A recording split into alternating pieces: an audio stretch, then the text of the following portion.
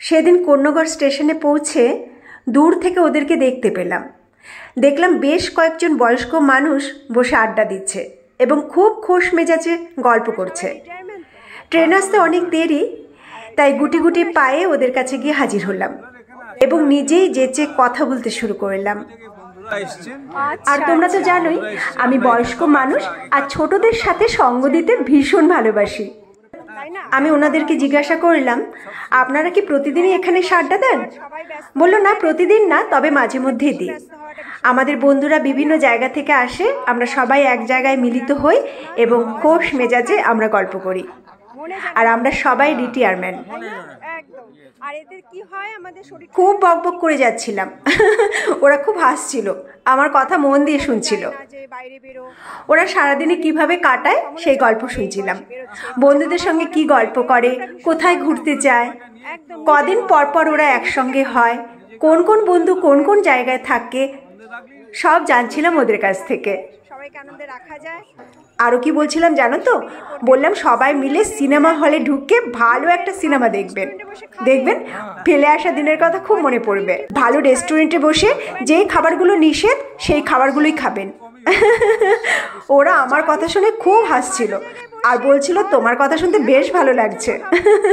কেউ কারোর জন্য ভাবায় না, এতকাল তো অনেক করেছেন।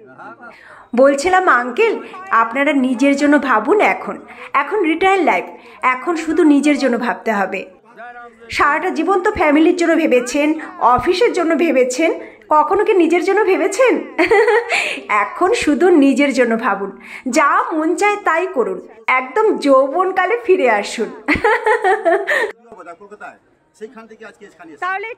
ওনাদের মুখে শুনছিলাম, এই যে টুপি পরা আঙ্কেলকে দেখছো, উনি এসছেন অযোধ্যা পাহাড়ের ওখান থেকে। কেন এসছেন জানো? উনি এসছেন সবাইকে এক জায়গায় করতে। এখানে ওনারই ট্যালেন্ট বেশি, ওনারা সেটাই বলছিল আমাকে। তাহলে ভাবো, এত বয়সেও কত দূর থেকে এসছে বন্ধুদের সঙ্গে দেখা করতে, একসঙ্গে বসে আড্ডা দিতে, গল্প করতে। বয়সটা তো সংখ্যায় হয়, বয়স কি মনে হয়? মনের বয়স বাড়তে দিলেই প্রেশার হাই, সুগার হাই, হাঁটু ব্যথা, কোমর ব্যথা, বুক ধড়ফড়, মাথা যন্ত্রণা, বিরক্ত, রাগ, ডিপ্রেশন সব কিছু ঘিরে ধরে। শ্যামসুন্দর ডুবে আঙ্কেল বলছিল, এখানে গল্প করলে হবে না, আমাদের অযোধ্যা পাহাড়ে যেতে হবে, আমার বাড়ি যেতে হবে। তাই শুনে সবাই বলল, তুমি যদি শ্যামসুন্দর ডুবের কাছে যাও, তুমি এতটাই আপ্যায়ন পাবে, এতটাই ভালোবাসা পাবে কল্পনাতীত। কারণ উনি মানুষটা নাকি ভীষণ ভালো। বলছে, আপনি আসুন, আগে আপনার হাজবেন্ডকে নিয়ে আসুন, যাকে নিয়ে আসার তাকে নিয়ে আসুন। যাবার সময় ট্রেনে বসিয়ে দেব, ঠিক ভালো মতো পৌঁছে যাবেন। উনি আমাকে টেলিফোন নাম্বার দিয়েছে, বললো ব্লক করলে অবশ্যই আমাকে পাঠাবে, আর আমার বাড়ি কিন্তু যেতেই হবে।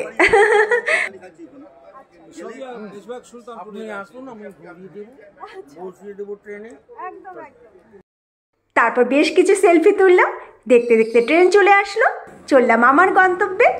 কি কেমন লাগলো আমার ব্লগটা অবশ্যই জানিও।